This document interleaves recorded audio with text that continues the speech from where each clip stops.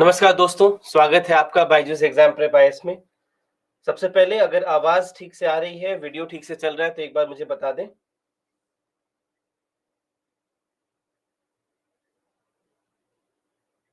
चलिए, बहुत अच्छी बात है। तो आज की इस कक्षा को शुरू करते हैं। तो सबसे पहले आज की कक्षा में हम पहले भाग में चर्चा करेंगे जैव प्रौद्योगिकी से संबंधित जो बाकी बचे हुए जो हमारी अवधारणाएँ हैं, उनके ऊपर चर्चा होगी। और उसके बाद फिर हमारे दूसरे भाग में हम चर्चा करेंगे नैनो प्रौद्योगिकी यानी नैनो टेक्नोलॉजी की। और ये दोनों जो सबसे प्रमुख भाग हैं जो आज की इस कक्षा में हम पढ़ेंगे।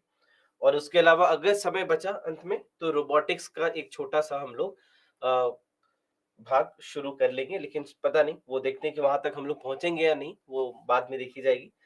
तो सबसे पहले स्टेम कोशिकाओं की चर्चा हम यहाँ पर शुरू करते हैं। तो जहाँ तक बात है स्टेम कोशिकाओं की, तो अभी तक तो खैर बहुत सारी अवधारणाएँ हैं जिनके बारे में हम लोगों ने चर्चा की है। और उसी में जब हम स्टेम कोशिकाओं की बात करते हैं, तो आज के दिन में आपको दिखेगा कि स्टेम कोशिकाएँ काफ़ी ज़्यादा महत्वपूर्ण हो चुकी हैं।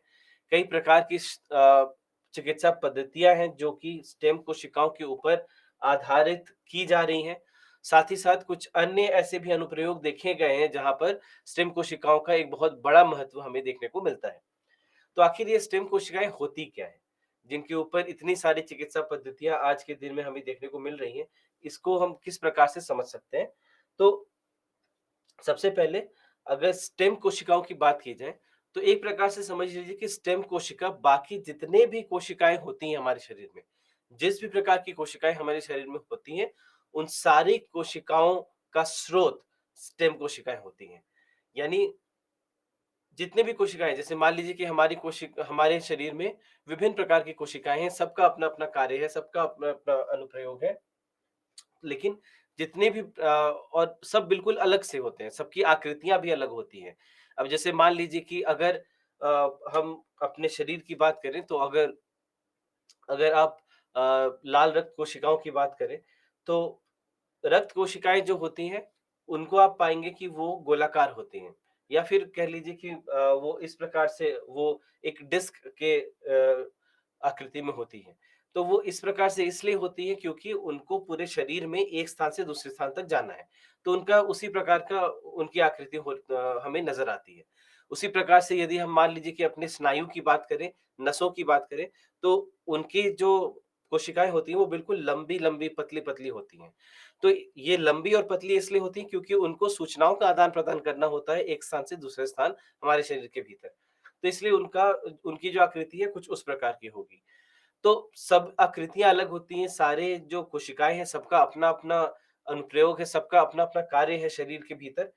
तो ये सारी बातें तो हम जानते हैं, लेकिन जिस भी प्रकार की कोशिकाएँ हों, जो भी उनका कार्य हो, सारी कोशिकाओं का जब जन्म होगा तो उस समय वो एक स्टेम कोशिका होती है। जब उनका जन्म होता है, तब उस समय वो एक स्टेम कोशिका होती है और ये स्टेम कोशिकाएँ ये किसी भी प्रकार से कोई भी कार्य उस समय इनका नहीं होता।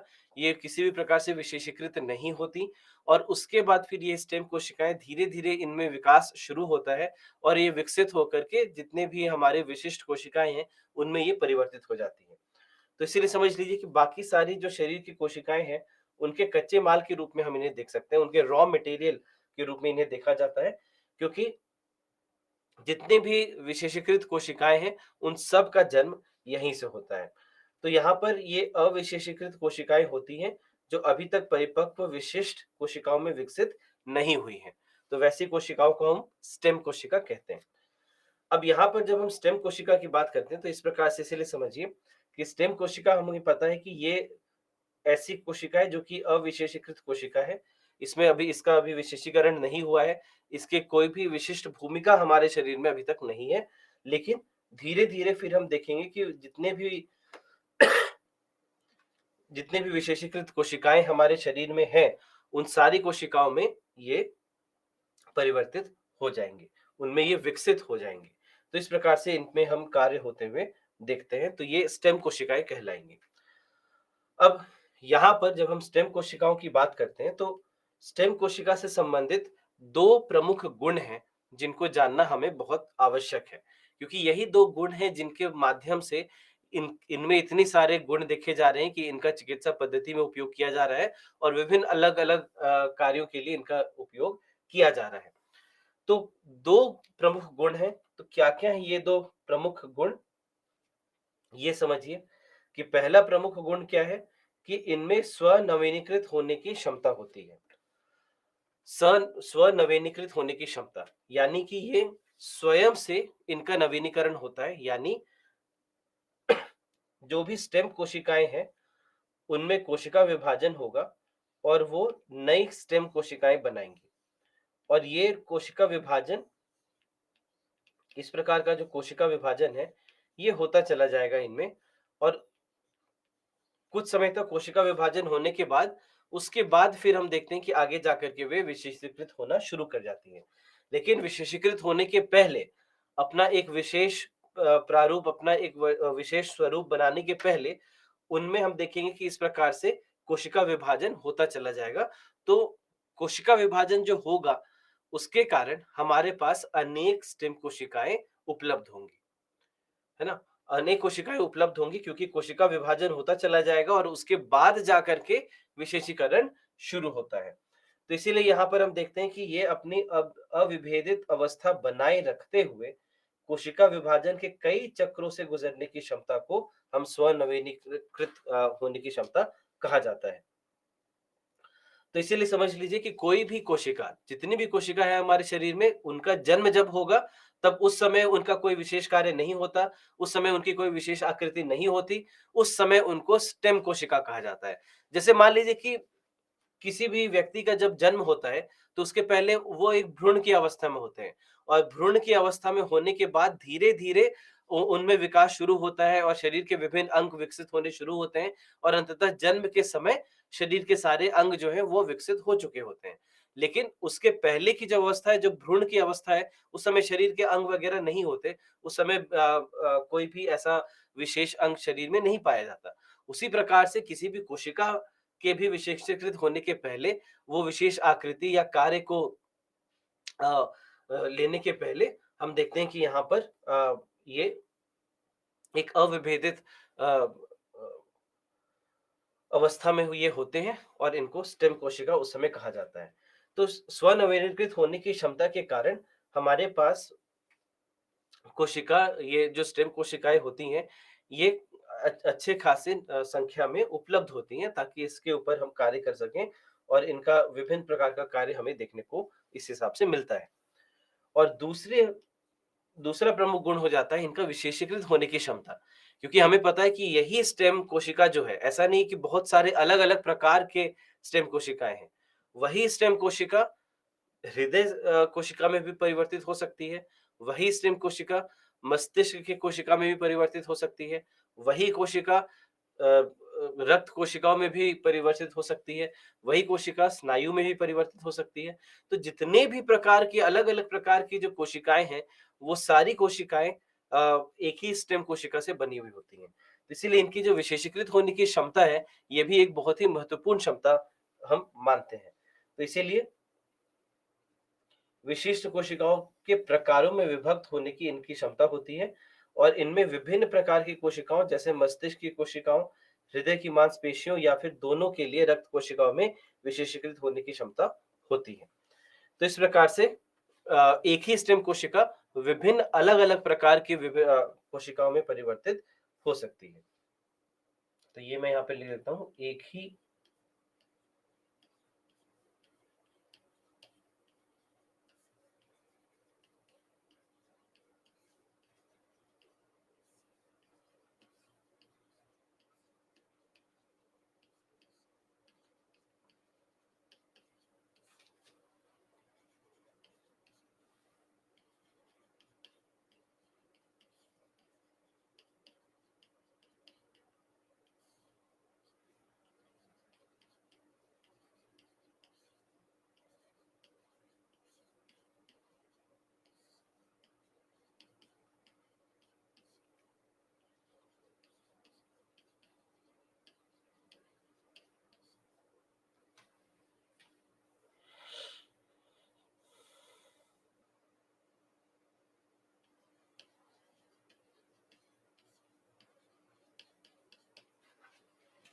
ठीक है?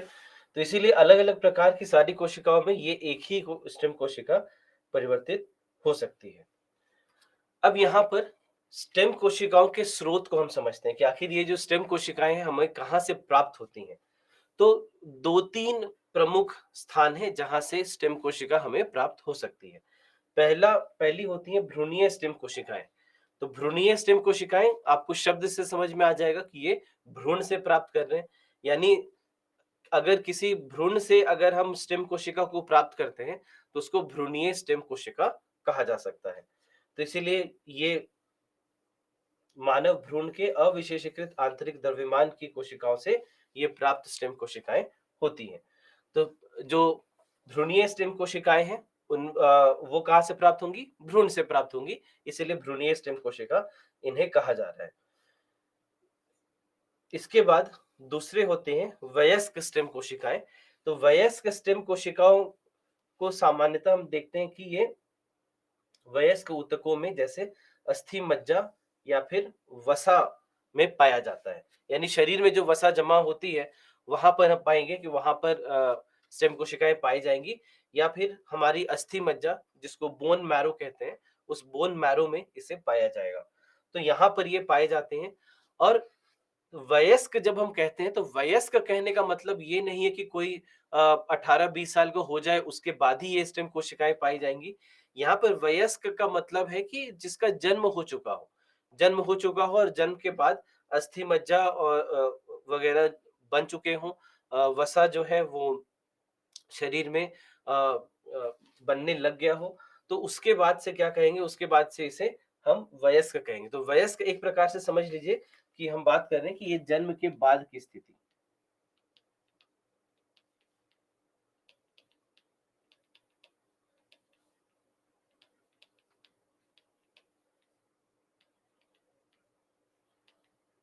ठीक है? जन्म के बाद की अवस्था।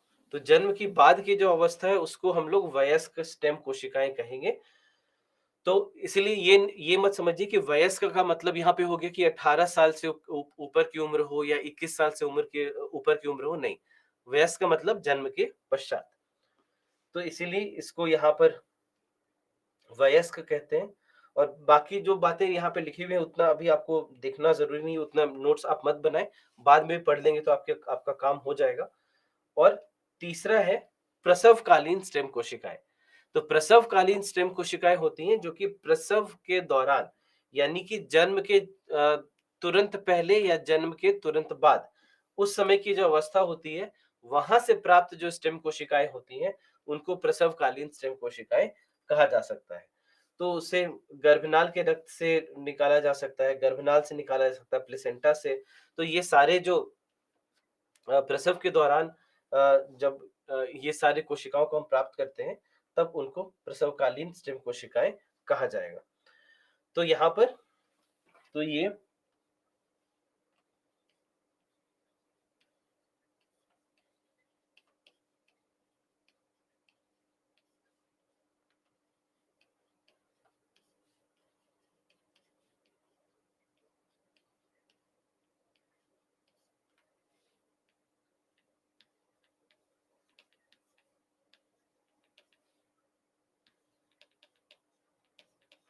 तो उस समय हम देखते हैं कि इसे प्रसवकालीन स्टेम कोशिका हम कह सकते हैं।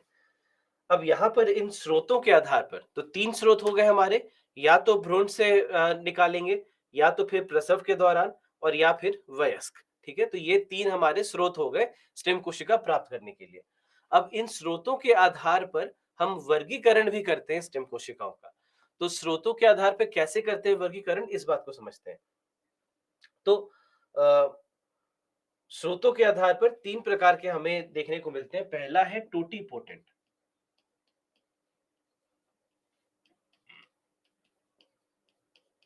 पहला है टोटीपोटेंट, दूसरा है प्लूरीपोटेंट,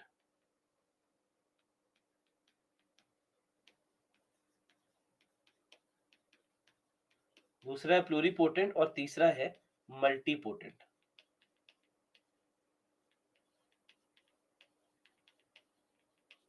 ठीक है? तो टोटीपोटेंट, प्लूरीपोटेंट और मल्टीपोटेंट, ये 3 प्रकार की स्टेम कोशिकाएं होती हैं। तो इनका अर्थ समझ लेते हैं कि आखिर टोटीपोटेंट, प्लूरीपोटेंट और मल्टीपोटेंट क्या होता है। तो सबसे पहले है टोटीपोटेंट। तो टोटीपोटेंट हम वहां पर इस शब्द का प्रयोग करते हैं जहां पर हम भ्रूण से प्राप्त कर रहे हो किसी भी स्टेम कोशिका को, और भ्रूण की अवस्था में भी किसी भी समय नहीं, भ्रूण जैसे ही भ्रूण बनता है तो उसी समय, अगर मान लीजिए कि निषेचन के तुरंत बाद, निषेचन के पश्चात जब कोशिका विभाजन शुरू ही हुआ होता है, उसी समय अगर वहां पर से स्टेम कोशिका निकाला जाए, यानी कोशिका विभाजन के पहले 2 चक्रों में ही यदि अगर आप लोगों ने स्टेम कोशिका वहां से प्राप्त कर ली हो, तो वैसे में इसको टोटीपोटेंट कहा जाता है। ठीक है? तो टोटीपोटेंट किसको कह रहे हैं? टोटीपोटेंट वहां पर कह रहे हैं जहां पर, याद रखें कि निषेचन के तुरंत बाद, यानी फर्टिलाइजेशन के तुरंत बाद, कोशिका विभाजन के पहले 2 चक्रों में वहां पर से जो स्टेम कोशिका प्राप्त होगी, उसको हम लोग टोटीपोटेंट कहते हैं। पहले 2 कोशिका विभाजन के चक्रों के बाद तीसरे चक्र से उसके थोड़े बाद तक, जब भ्रूण की अवस्था में कोई भी मान लीजिए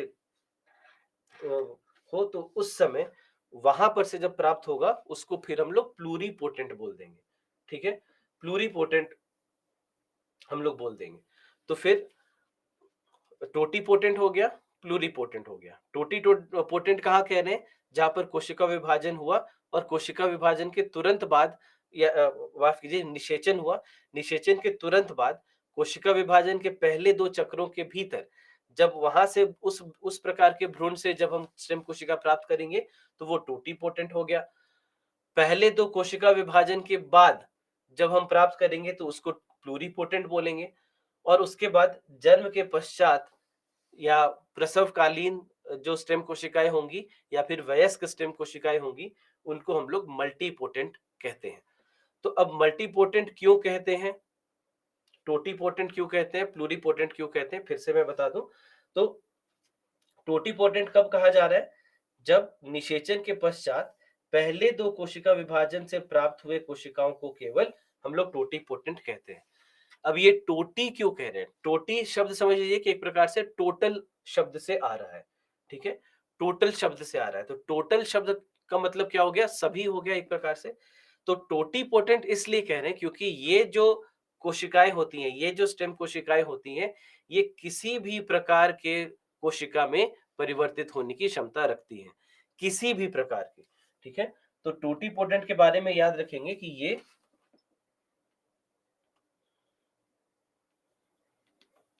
इनके भीतर किसी भी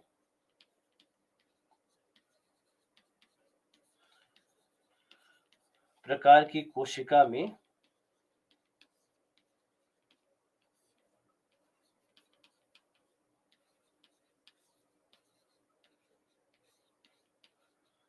परिवर्तित होने की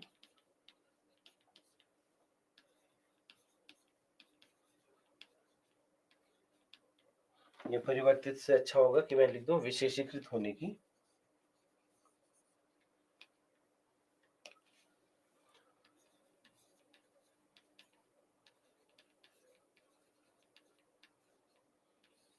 विशेषीकृत होने की क्षमता होती है। ठीक है? तो टोटीपोटेंट के पास किसी भी मतलब कि हमारे शरीर में जितने भी कोशिकाएं पाई जाती हैं, ये किसी भी कोशिका में विशेषीकृत होने की क्षमता ये रखती है। तो यहाँ पर कब हमें प्राप्त हो रहा है? निषेचन के बाद जैसे ही कोशिका विभाजन शुरू होता है, वहां पर जो कोशिकाएं पाई जाती हैं, वहां से हमें टोटीपोटेंट कोशिकाएं प्राप्त होती हैं। तो एक प्रकार से ये क्या हो गया? एक प्रकार से आप कह सकते हैं कि ये क्या है? ये भ्रूणीय स्टेम कोशिका है।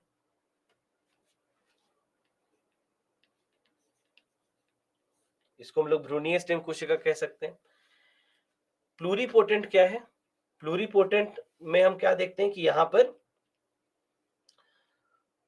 पहला 2 जो चक्र समाप्त हो गया कोशिका विभाजन का, उसके बाद जो हमें प्राप्त होता है, उसको हम लोग कहते हैं प्लूरिपोटेंट। तो पहले दो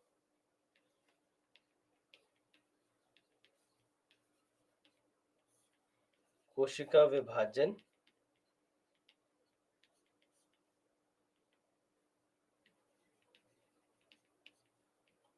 चक्र के बाद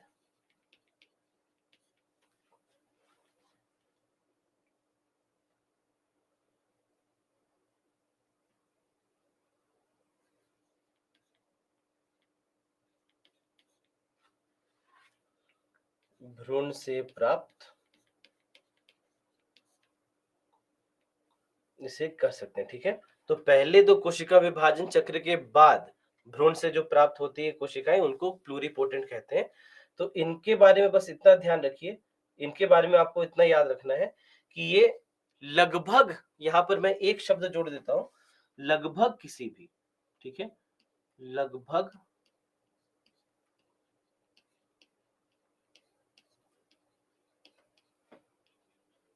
किसी भी कोशिका में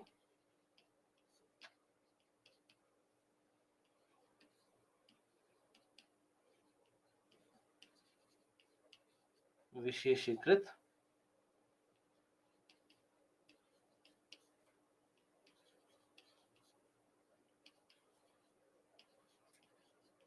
होने की क्षमता। तो इसीलिए याद रखिए कि पहले में तो हमने क्या लिखा, पहले में तो हमने लिखा किसी भी, मतलब शरीर का कोई भी ऐसे, शरीर की कोई भी ऐसी कोशिका नहीं है जिसमें ये कोशिकाएं विशेषीकृत नहीं हो सकती।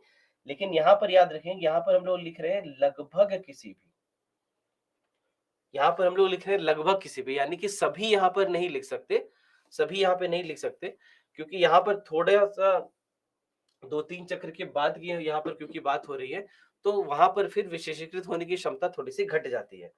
और उसके बाद फिर आते हैं मल्टीपोटेंट। तो मल्टीपोटेंट की जहां तक बात है, तो मल्टीपोटेंट स्टेम कोशिकाएं जो होती हैं, उनमें विशेषीकृत होने की क्षमता थोड़ी सीमित होती है। तो यहाँ पर आप क्या देखेंगे कि ये ऐसी कोशिकाएं हैं जो कि वयस्क स्टेम कोशिकाएं हैं, या फिर गर्भनाल से प्राप्त होने वाली, जो हमने प्रसवकालीन स्टेम कोशिकाओं की बात की। तो इस प्रकार की जो कोशिकाएं होती हैं, इनको हम लोग मल्टीपोटेंट कहते हैं। तो मल्टीपोटेंट में हम क्या देखते हैं कि यहाँ पर इनके पास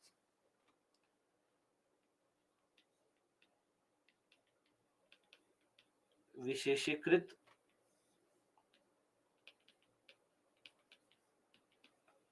होने की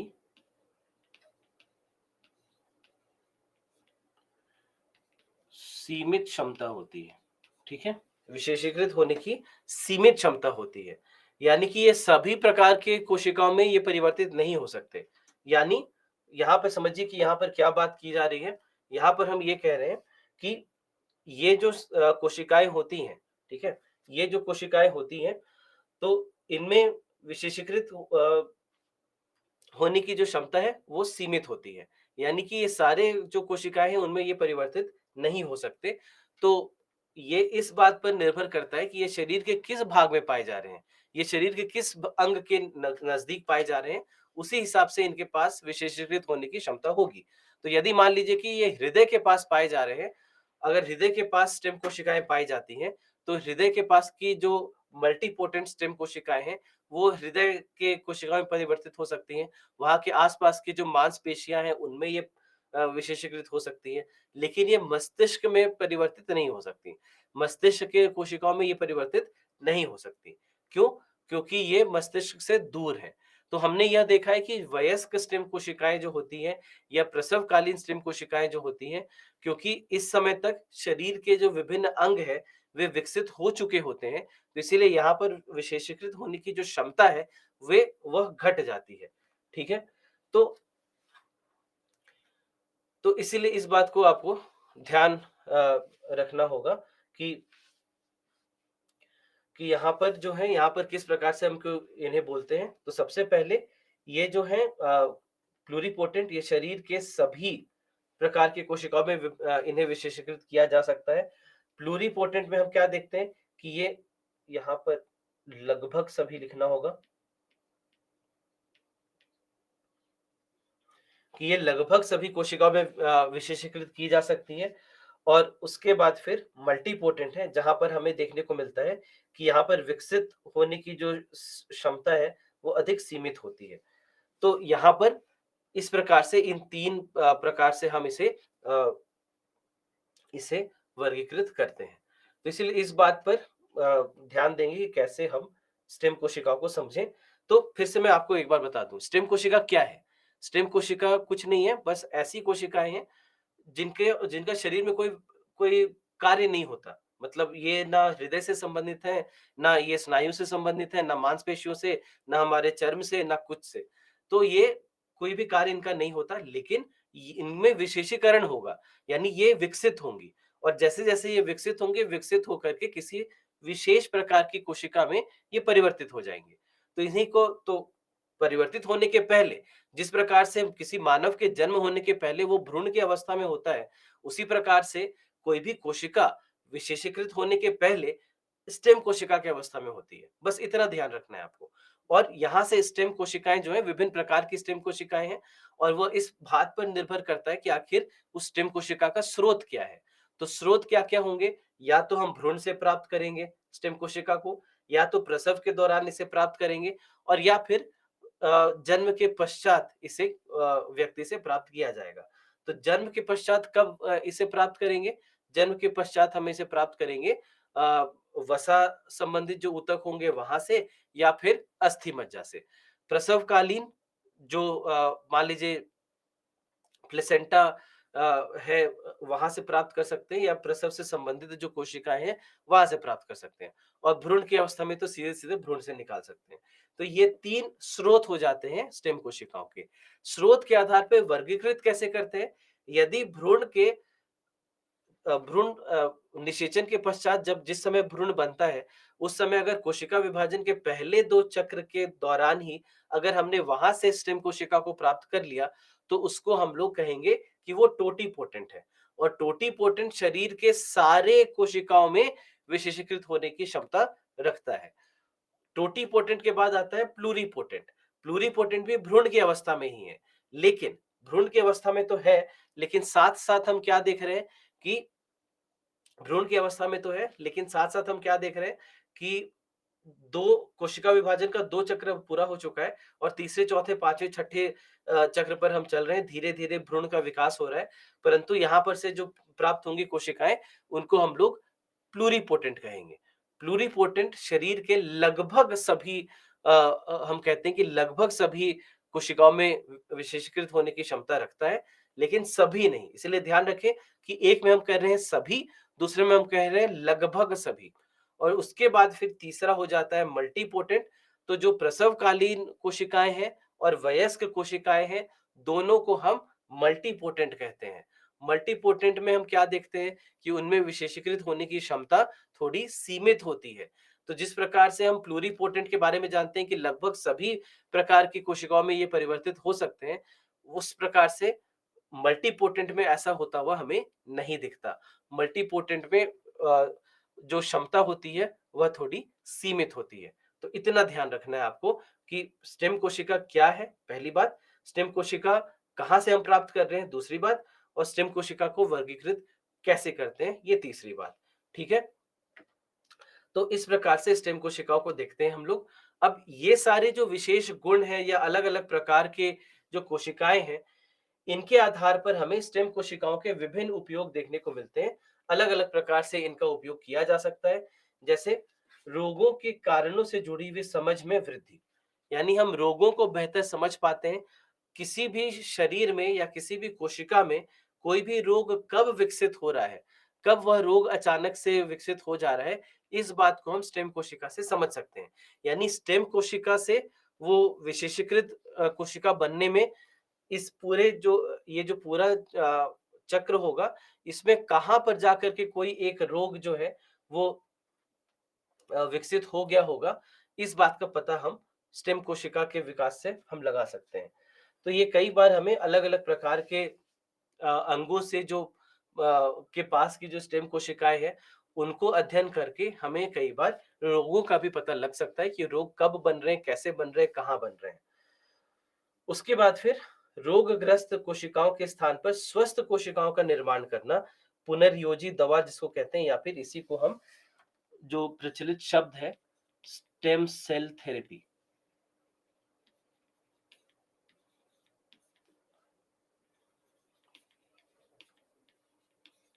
तो इसी को स्टेम सेल थेरेपी भी कहा जा सकता है।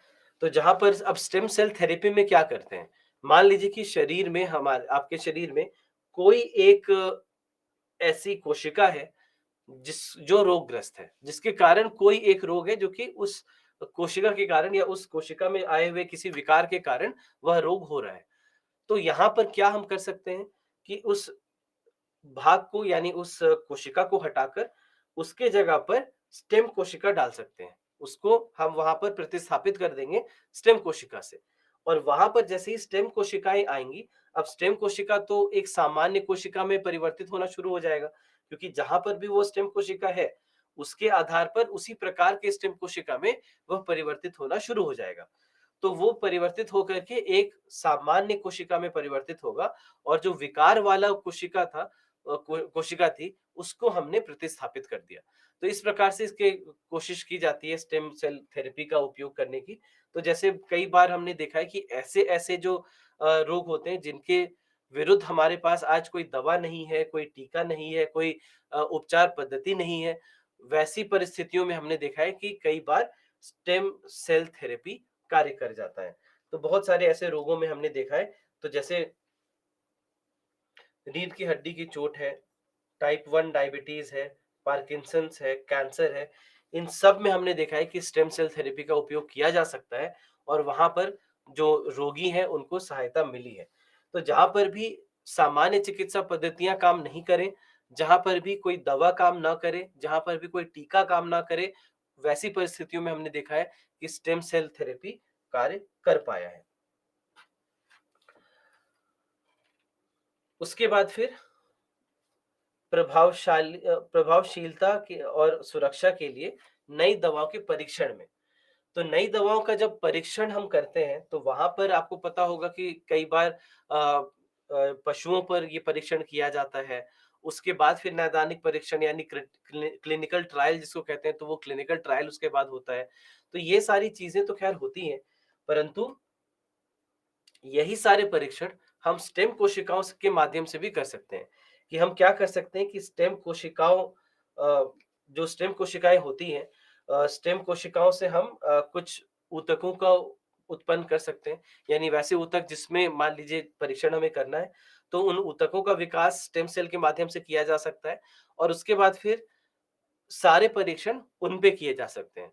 तो इस प्रकार से ये जो परीक्षण होगा, ये पूर्ण रूप से सुरक्षित होगा, क्योंकि आपने किसी पशु पर ये नहीं किया, किसी मानव पे आपने ये परीक्षण नहीं किया, बल्कि उसके जगह पर आपने स्टेम कोशिका के माध्यम से ही कुछ ऊतक बनाए, और या फिर कोशिकाएँ बनाई, और वहाँ पर उन कोशिकाओं या उन ऊतकों पर आपने जो भी आपको परीक्षण करना था, वो परीक्षण आपने वहाँ पर से कर लिया। तो इस प्रकार से स्टेम कोशिकाओं का उपयोग हम कर सकते हैं। तो इसीलिए अलग-अलग प्रकार से आज देखने को मिला है कि इनका उपयोग किया जा सकता है। बहुत सारे अनुप्रयोग हैं, बहुत सारे ऐसी बीमारियाँ हैं जहाँ पर कोई भी चिकित्सा पद्धति आज हमारे पास उपलब्ध नहीं है। वैसे में हमने देखा है कि स्टेम सेल थेरेपी का उपयोग हम कर पाएँ। अब इनसे संबंधित कुछ मुद्दे भी हैं। तो पहला, इनसे संबंधित कुछ नैतिक मुद्दे होते हैं। अब नैतिक मुद्दे हो जाते हैं यहाँ पर भ्रूण से जो हमें प्राप्त होते हैं स्टेम कोशिकाएँ, यानी भ्रूणीय स्टेम कोशिकाएँ जो होती हैं, वहाँ पर से सबसे पहली समस्या बनती है। क्योंकि बात हम यहाँ पर क्या कर रहे हैं? बात हम यहाँ पर ये कर रहे हैं कि स्टेम सेल जो हैं या स्टेम कोशिकाएँ जो हैं, इनको हम लोग भ्रूण से प्राप्त कर रहे हैं। अब भ्रूण से प्राप्त करने का मतलब क्या हुआ? एक प्रकार से एक एक जीवन आप नष्ट कर रहे हैं। एक जीवन ही नष्ट किया जा रहा है, क्योंकि यही अगर भ्रूण को विकसित होने दिया जाता, तो यही भ्रूण एक मानव के रूप में जन्म ले सकता था, एक पशु के रूप में जन्म ले सकता था। परंतु उस भ्रूण को आपने अपने परीक्षण के लिए निकाल लिया, या फिर वहाँ से स्टेम कोशिकाओं को प्राप्त करने के लिए निकाल दिया। तो वैसे में तो एक प्रकार से ये भ्रूण की हत्या आपने कर दी, क्योंकि वहाँ पर से फिर वो विकसित नहीं आप होने दे रहे हैं। तो इसीलिए फिर जो भ्रूणीय स्टेम कोशिकाएँ होती हैं, वो कई वहाँ पर से अगर मान लीजिए कि हम स्टेम कोशिकाओं को प्राप्त करते हैं। तो कई सारे धर्म इसको गलत मानते हैं, कई सारे अ, कई सारे धर्म, कई सारे संप्रदाय इनको गलत मानते हैं, क्योंकि एक प्रकार से आपने अ, भ्रूण से अगर स्टेम कोशिका प्राप्त की तो एक प्रकार से एक जो नए मानव का जन्म होता है, उस जन्म को होने से आपने रोक दिया। एक प्रकार से ये भ्रूण की हत्या के समतुल्य इसे कई बार माना जाता है। तो इसीलिए भ्रूणीय स्टेम कोशिकाओं का ज़्यादा उपयोग हम करना नहीं चाहते, क्योंकि इस प्रकार के नैतिक मुद्दे उसके साथ जुड़े हुए हैं। दूसरी ओर अगर हम वयस्क स्टेम कोशिकाओं की बात करें, तो वयस्क स्टेम कोशिकाओं में तो विकसित होने की क्षमता या विशेषीकृत होने की क्षमता सीमित होती है। तो जितने आसानी से जितने प्रकार से हम भ्रूणीय स्टेम कोशिका का उपयोग कर सकते थे, उतनी आसानी से हम वयस्क स्टेम कोशिकाओं का उपयोग नहीं कर सकते। क्योंकि वयस्क स्टेम कोशिकाओं में विशेषीकृत होने की जो क्षमता है, वह सीमित होती है। तो एक तरफ भ्रूणीय स्टेम कोशिका हम नहीं उपयोग करना चाहते क्योंकि नैतिक मुद्दे हैं। दूसरी ओर वयस्क स्टेम कोशिकाएँ हमारे लिए उतनी महत्वपूर्ण उतनी उपयोगी नहीं होती, क्योंकि इनमें विकसित होने की क्षमता सीमित है। तो वैसे में हम क्या देखते हैं कि एक अवधारणा है, जिसको हम लोग कहते हैं इंड्यूस्ड प्लूरिपोटेंट।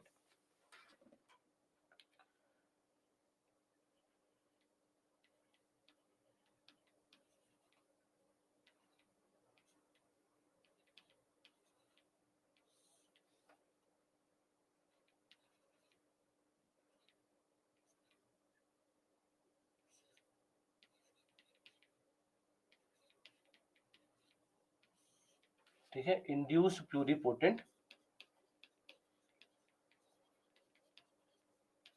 अब ये जो इंड्यूस्ड प्लूरिपोटेंट है, इंड्यूस प्लूरिपोटेंट का अर्थ क्या होता है कि जब जहां पर हम वयस्क स्टेम कोशिका को भ्रूणीय स्टेम कोशिका में परिवर्तित करते हैं, तो उसको हम लोग इंड्यूस्ड प्लूरिपोटेंट कहते हैं। यानी यहां पर हम एक वयस्क स्टेम कोशिका को प्लूरिपोटेंट कोशिका में परिवर्तित कर रहे हैं। तो इसीलिए इसको क्या कहते हैं, जब हम वयस्क स्टेम कोशिका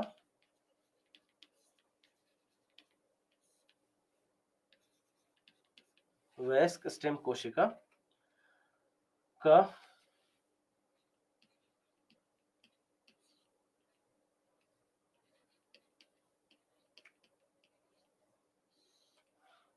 प्लूरिपोटेंट स्टेम कोशिका में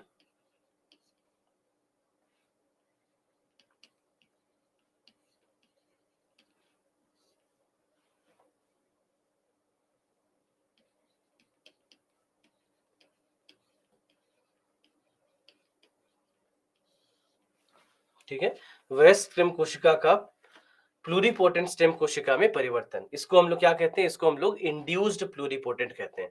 तो ये जो दो समस्याएं हमारी हैं, इन दोनों समस्याओं को एक बार में ये निवारण इसका कर दे रहा है, क्योंकि हम उठाएंगे वयस्क स्टेम कोशिका को और उसे हम परिवर्तित कर देंगे प्लूरिपोटेंट में, और फिर प्लूरिपोटेंट में तो विशेषीकृत होने की क्षमता असीमित होती है, लगभग असीमित होती है। तो इसीलिए ये जो है एक प्रकार से कह लीजिए कि दोनों जो समस्याएं हैं, इन दोनों समस्याओं के बीच का ये हल है। तो ये स्टेम कोशिकाओं से संबंधित कुछ मुद्दे हैं जो हमने देखा।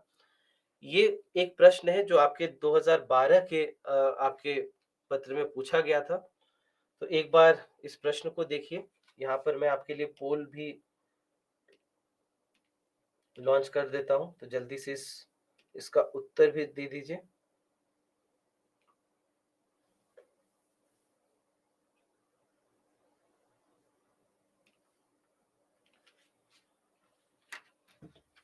आसान प्रश्न है, जल्दी से दीजिए उत्तर इसका।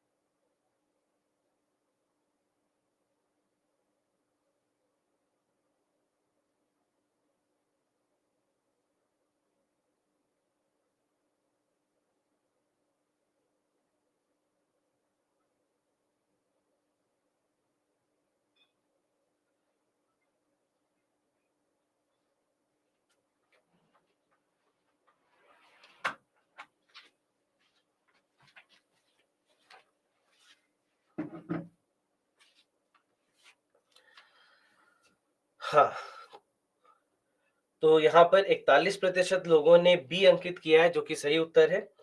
तो एक बार मैं आपको बता दूँ कि इसका उत्तर बी क्यों होगा। प्रश्न क्या है? प्रश्न ये कह रहा है कि अक्सर सुर्खियों में रहने वाली स्टेम कोशिकाओं के संदर्भ में निम्नलिखित में से कौन-सा या कौन से कथन सही है या सही हैं? तो पहला है, स्टेम कोशिकाएँ केवल स्तनपायी जीवों से प्राप्त की जा सकती हैं। यहाँ पर एक शब्द है, केवल।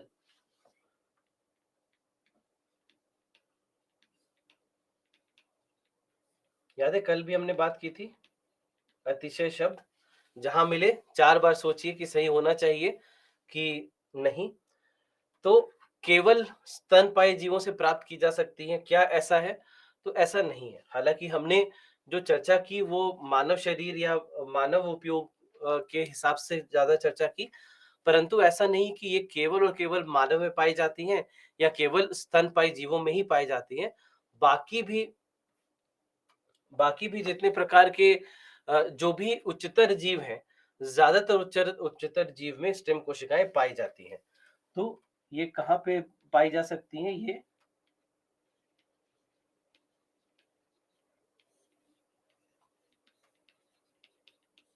उच्चतर जीवों में, और इसीलिए पशुओं में भी और पादपों में भी।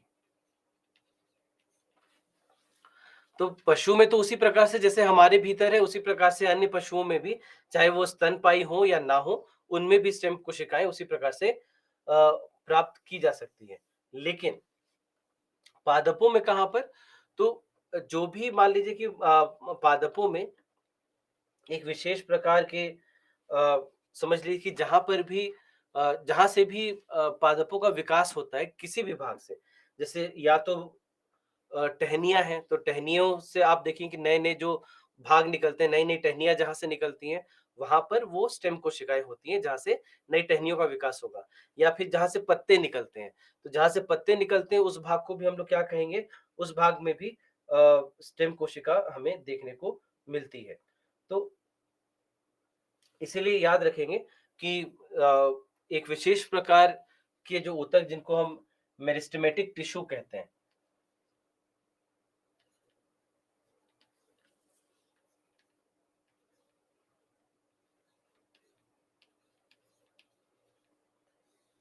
तो मेरिस्टेमेटिक ऊतक जिन्हें कहा जाता है, तो उनमें भी हम देखते हैं कि वहाँ पर भी ये पाई जा सकती हैं, ठीक है?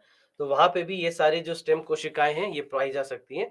तो जितने भी समझ लीजिए कि जो भी ऐसा भाग है किसी भी पेड़ का, किसी भी पौधे का जो ऐसा भाग है, जहाँ पर से नए कुछ कोई भाग निकलते हों, तो उनको हम लोग कोई भी समझिए कोई भी छोर, कोई भी टिप, कोई भी अगर छोर है, तो जहाँ से भी कुछ भी नया निकल सकता है किसी भी पेड़ में, वहाँ पर आपको स्टेम कोशिकाएँ वहाँ पर पाई जाएँगी। ठीक है? तो स्टेम कोशिकाएँ केवल स्तनपायी जीवों में पाई जाती हैं, कहना गलत होगा। दूसरा, स्टेम कोशिकाएँ नई औषधियों को परखने के लिए प्रयोग की जा सकती हैं। यह अभी हमने पढ़ा कि कैसे परीक्षण में इसका उपयोग हम कर सकते हैं, विभिन्न परीक्षणों में इसका उपयोग कर सकते हैं।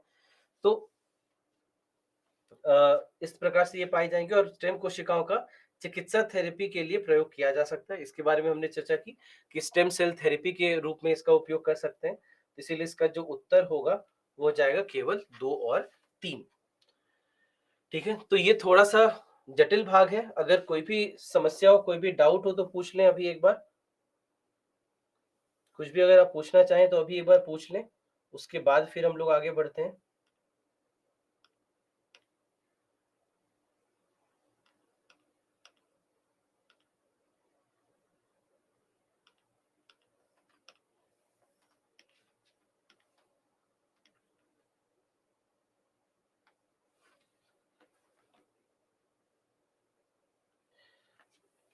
यहाँ मूलचंद आपने कहा मनुष्य भी लिख दीजिए, नहीं तो बाद में रिवीजन करने में लगेगा, पादप और पशु। हाँ, चलिए ठीक है, सही बात कहा आपने।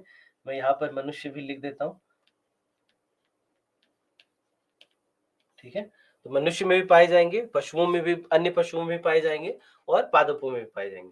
तो जितने भी उच्चतर जीव हैं, वहाँ पर ये पाए जा सकते हैं। तो चलिए, अच्छी बात कही आपने।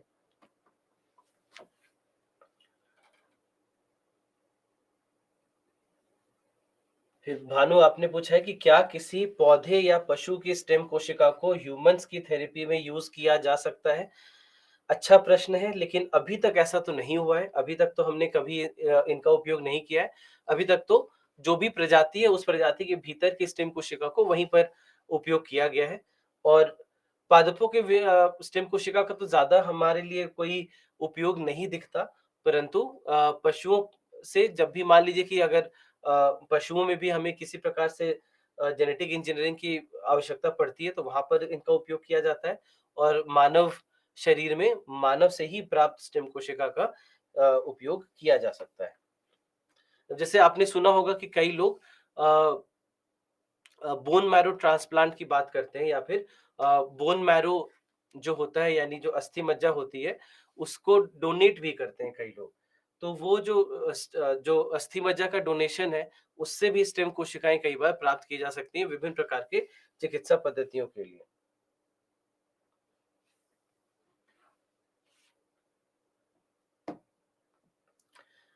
ठीक है, फिर चंदन आपने पूछा है कि विशेषीकृत मतलब परिवर्तित भी होता है क्या? एक परिवर्तित कहना गलत होगा, मतलब एक प्रकार से आप कह सकते हैं कि परिवर्तित ही हो रही हैं, लेकिन वो परिवर्तन से ज़्यादा विशेषीकरण है कि पहले अ, उनके पास कोई गुण नहीं था, अब धीरे-धीरे वो विशेषीकृत होते चले जा रहे हैं।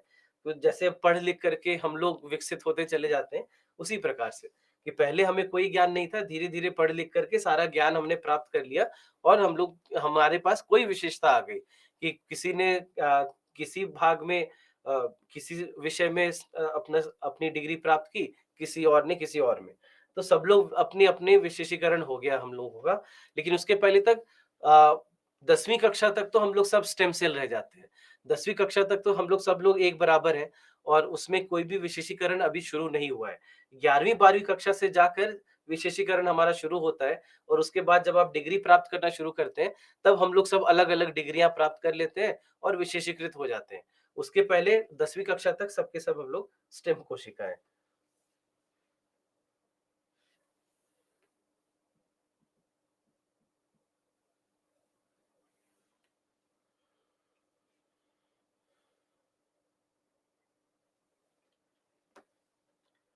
मेरिस्टेमेटिक सेल क्या है? मेरिस्टेमेटिक सेल या मेरिस्टेमेटिक वहाँ से टिश्यू जो या ऊतक जो प्राप्त होता है, उनको कहते हैं मतलब जहाँ पर से भी स्टेम कोशिका किसी भी पादप में प्राप्त हो सकती है।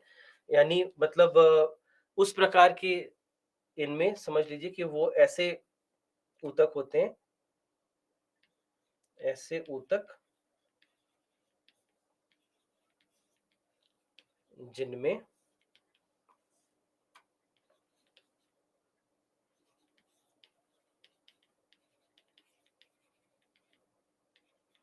अविशेषीकृत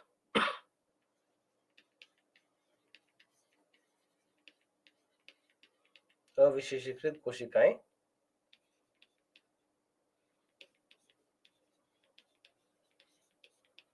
पाई जाती हैं, ठीक है?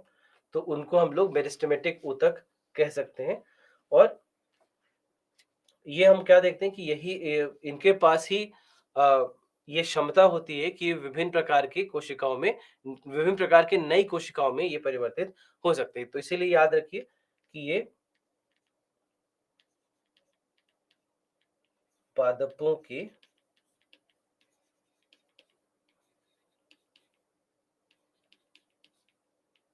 छोरों पर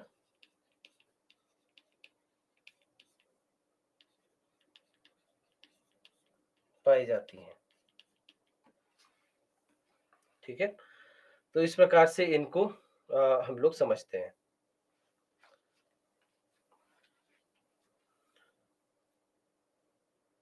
तो छोर अच्छा चलिए छोर भी कहाँ-कहाँ पर तो जैसे टहनियों के छोर हो गए, तो टहनियों के छोर पर या पत्तों के छोर पर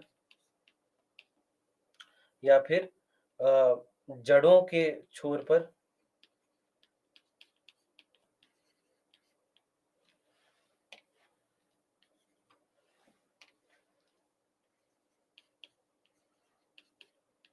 तो यहाँ पर ये पाई जाती हैं। तो यहाँ पर से हमें समझ लीजिए कि ये जो पादप के जो स्टेम सेल होते हैं वो यहाँ पर हमें पाए देखने को मिलते हैं। फिर सिमरन आपने बोला है कि 3 स्रोत दोबारा बता देने को, तो 3 स्रोत क्या-क्या हैं? एक या तो हम भ्रूण से प्राप्त करेंगे, ठीक है? तो निषेचन के तुरंत बाद या तो भ्रूण से प्राप्त कर सकते हैं, किसी भी अवस्था में, या फिर प्रसव के दौरान प्राप्त कर सकते हैं, या फिर जन्म के बाद केवल अस्थि मज्जा या फिर अ, वसा के जो ऊतक होते हैं, केवल वहीं से पाए जा सकते हैं।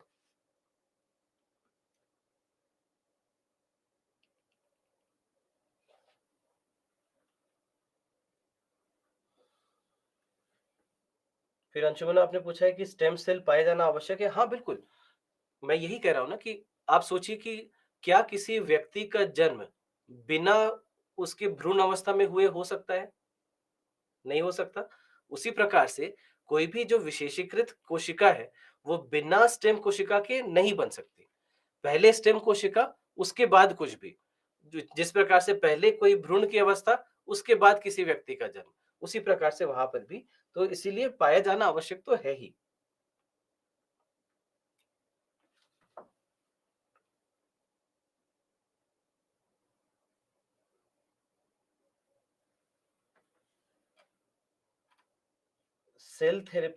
सेल थेरेपी का मतलब नहीं, हम लोग अमरनाथ, हम लोग स्टेम सेल थेरेपी कह रहे हैं।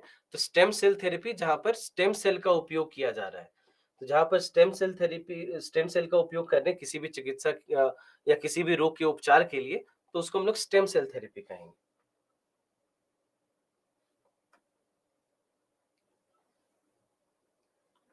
सूखी क्रियो क्या है? पता नहीं। मैंने तो ये कुछ, पूनम आप दोबारा से बताएंगे आप क्या लिखना चाह रही हैं?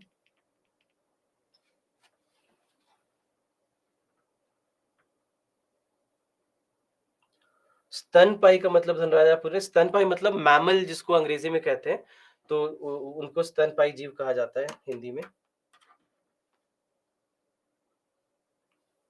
जिनका भी मतलब वैसे सारे जीव होते हैं जिनका जन्म अंडों से नहीं हुआ होता, जहाँ पर सीधे-सीधे किसी भी पशु का या मानव का अगर जन्म सीधे-सीधे होता है किसी भी जीव में, तो उनको हम लोग स्तनपायी जीव कहते हैं। जैसे मानव में हम देखते हैं कि जिस प्रकार से जन्म होता है, उसी प्रकार से कई अन्य पशुओं में भी होता है। तो इस प्रकार के जितने भी पशु होते हैं, उनको हम लोग स्तनपायी जीव कह सकते हैं।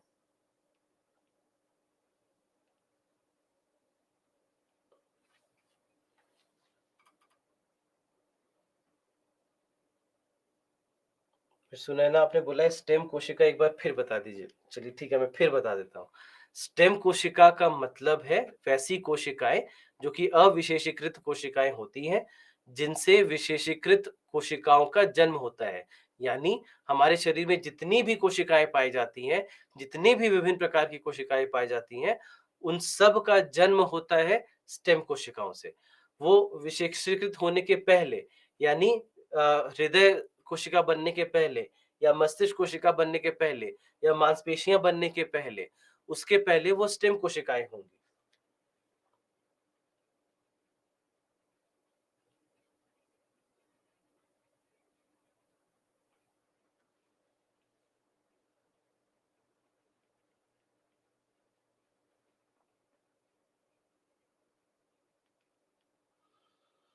बायोलॉजी नहीं पढ़े तो थोड़ा सा डिफिकल्ट लग रहा है। नहीं, डिफिकल्ट केवल जिन्हें बायोलॉजी नहीं पढ़ा उनके लिए केवल नहीं है।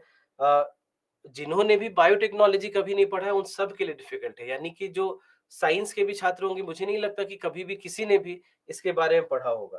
तो इसीलिए थोड़ा सा कठिन भाग तो ये है ही, थोड़ा सा जटिल भाग तो ये है ही।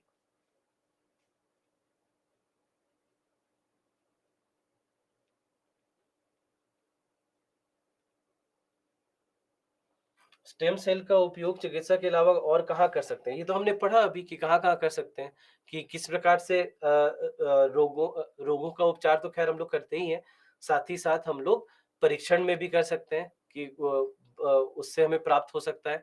उसके अलावा अगर हम चाहें तो अलग-अलग प्रकार के रोगों की पहचान के लिए भी कर सकते हैं। तो केवल चिकित्सा में सीधे-सीधे नहीं, बल्कि अलग-अलग प्रकार से करते हैं। लेकिन विशेषकर इसका उपयोग जो है हमारे लिए वो चिकित्सा में ही है। और कोई कारण ही नहीं है। आप सोचिए कि शरीर के भीतर से किसी कोशिका का उपयोग हम क्यों करेंगे और किसी कार्य के लिए? वो यहीं पर अपने ही शरीर को ठीक करने के लिए, उसको और बेहतर करने के लिए करेंगे।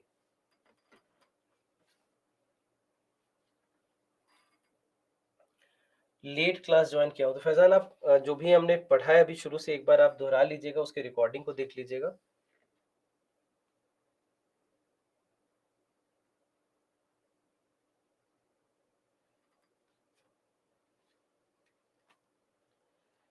कोशिका का विभाजन तो शरीर में निरंतर प्रक्रिया है, यानी स्टेम कोशिका हमारे शरीर में भी तो होता है, तो फिर स्टेम कोशिका के लिए भ्रूण की हत्या क्यों की जाए? देखिए मूलचंद ये जो आप कह रहे हैं बिल्कुल सही है, लेकिन आप इस बात को समझिए कि आप जो कोशिका विभाजन की बात कर रहे हैं, वो आप एक वयस्क में कर रहे हैं, यानी कि जन्म के पश्चात।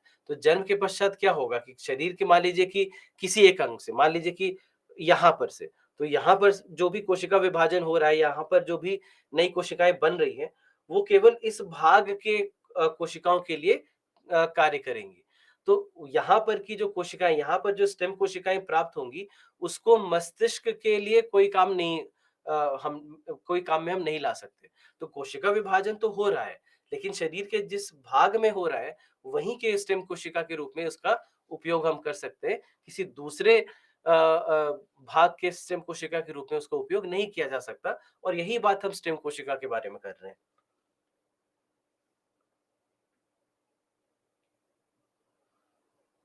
छोर किनारों को बोलते हैं ना? हाँ, बिल्कुल सही, किनारों की बात हम लोग कर रहे हैं। फिर चंदन आपने पूछा कि कैसे पता चलेगा कि स्टेम सेल ही है?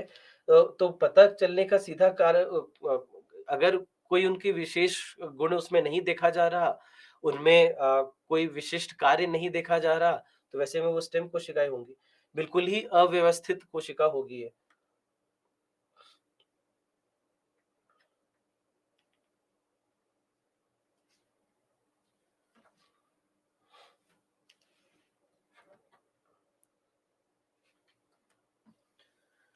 भ्रूण स्टेम सेल आईवीएफ शिशु में भी उसी तरह पाया जाएगा? हाँ, बिल्कुल, उसी प्रकार से उनमें भी पाया जाएगा।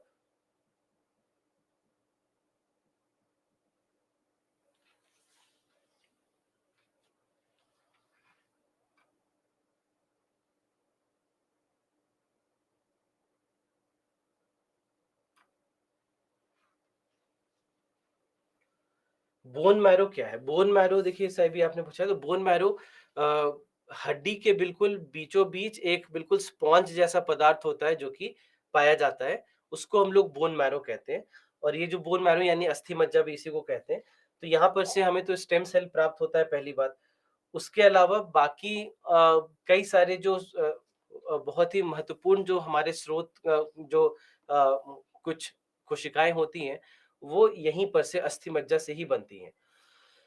जैसे जो हमारी जो भी रक्त कोशिकाएँ हैं, चाहे वो लाल रक्त कोशिकाएँ हों या श्वेत रक्त कोशिकाएँ हों, वो आप देखेंगे कि वो यहाँ पर से बनती हैं, विशेषकर जो लाल रक्त कोशिकाएँ हैं, वो यहीं पर से बनती हुई हमें दिखती हैं।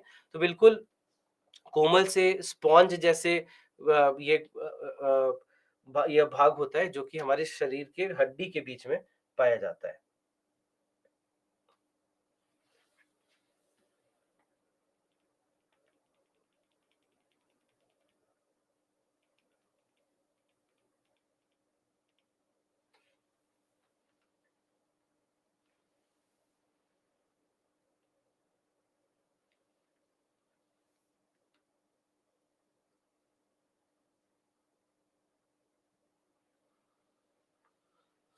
इंडिया में सभी जगह स्टेम सेल थेरेपी उपचार पाया जाता है? नहीं स्टेम सेल थेरेपी जो है ये